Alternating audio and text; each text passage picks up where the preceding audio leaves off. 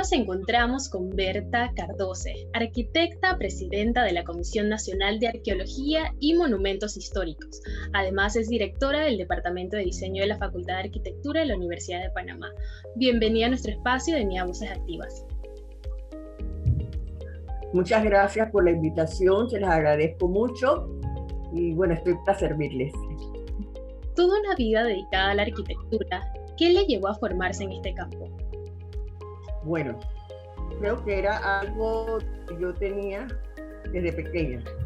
Desde pequeña, cuando realicé mis estudios de la secundaria, ya para graduarme,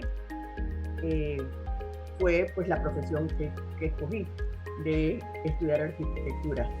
En realidad de pequeña tenía mucha destreza en el dibujo y todo eso, pero eso no implica, pero sí tenía una pasión por la historia, por la arquitectura, etc. Y entonces eso me encaminó a estudiar la profesión que hoy tengo. Y bueno, hice mis estudios en la Universidad de Panamá y me gradué en 1972. ¿Cuáles son los retos de gestionar en la Comisión Nacional de Arqueología y Monumentos Históricos?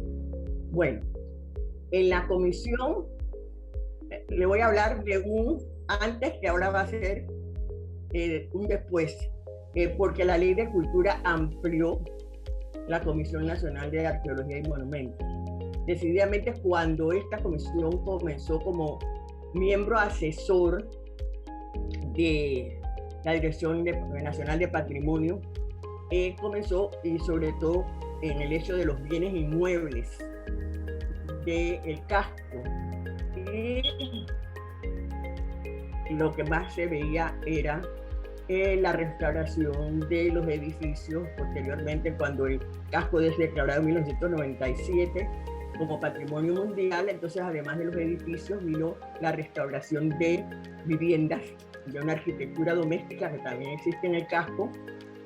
Y bueno, nos toca revisar todos los planos de restauración, aprobar el anteproyecto, después aprobar el proyecto final para que los lineamientos sean los verdaderos lineamientos de una restauración o de una intervención, porque también hay intervenciones dentro del casco. Y ese es el fuerte, por decirlo así. Por supuesto, tenemos responsabilidades porque nosotros tenemos que velar también porque las cosas que estén hechas dentro de lo que tenemos declarado como patrimonio de la humanidad, como es el casco antiguo, como lo es Panamá Viejo, como es las fortificaciones de San Lorenzo, Portobelo, en el área del Caribe, que estén conservadas y también con un mantenimiento, porque son sitios muy importantes para el país y para el mundo. ¿Qué podría o qué considera que podría mejorar desde el sector público para afianzar ese reconocimiento y el respeto del acervo histórico y sociocultural de los monumentos por parte de la ciudadanía?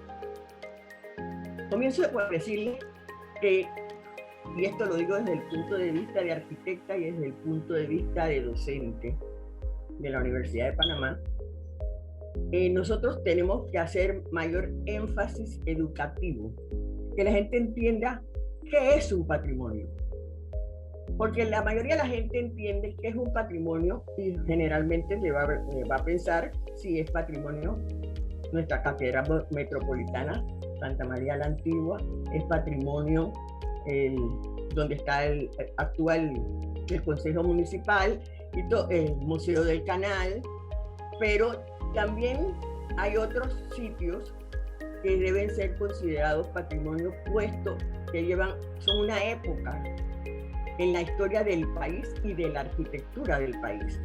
Y yo creo que ahí en ese punto, sobre todo lo que es el patrimonio que nosotros le comenzamos a llamar patrimonio moderno, porque surge con la modernidad del siglo XX, nos hemos estado descuidando un poco. Tenemos que hacer mayor énfasis en que no solamente es los sitios ahora mismo declarados como patrimonio de la humanidad, sino que tenemos otros patrimonios dentro del país. Hay ciudades que se están exaltando su patrimonio, sus pequeños cascos dentro de las provincias.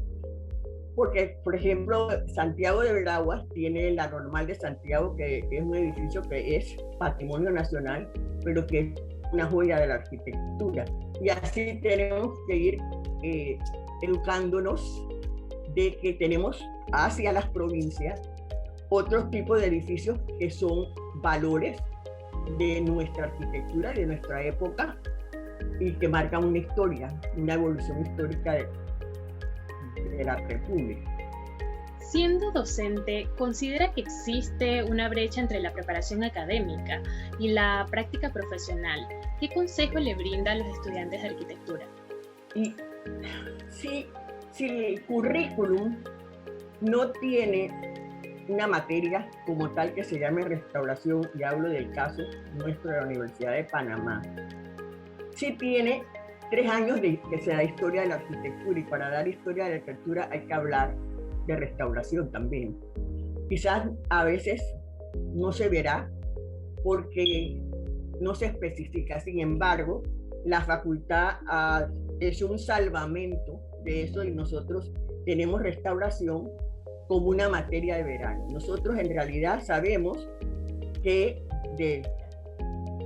por ejemplo, desde 1997 para acá, que se declara el Patrimonio Mundial el Casco y Panamá Viejo, nosotros tenemos que hacer mayor énfasis, ¿verdad?, en que el estudiante reconozca esa parte que tenemos como un valor arquitectónico dentro de la República, que por otro lado también es un valor turístico porque las personas muchas veces vienen a conocer nuestros centros históricos y sobre tanto el Casco como Panamá Viejo, que son los que tenemos más cerca, y muchas veces van al área atlántica a conocer Portobelo sobre todo, y es más difícil ir a San Lorenzo, pero siempre la gente pues busca conocer esas cosas. Entonces ya eso está de parte de la formación del arquitecto. Yo creo que en realidad